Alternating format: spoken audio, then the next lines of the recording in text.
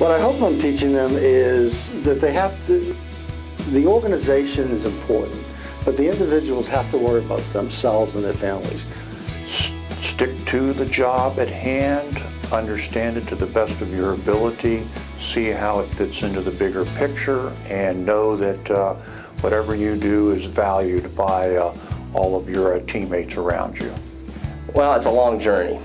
It doesn't happen overnight. You work hard, play hard, do it with people you like. I think I would hope to teach them the ability to take those risks and the ability to communicate with those people in operations so that you can learn from them. It doesn't all show up in a cost accounting kind of an analysis. The things that matter the most are frequently things that are tough to measure in the short term, and by the time you can measure them, they're hard to attribute to the decisions that you made. If their women learned to play golf a whole lot sooner than I did, and as my father would say, play ready golf and just get out of the way.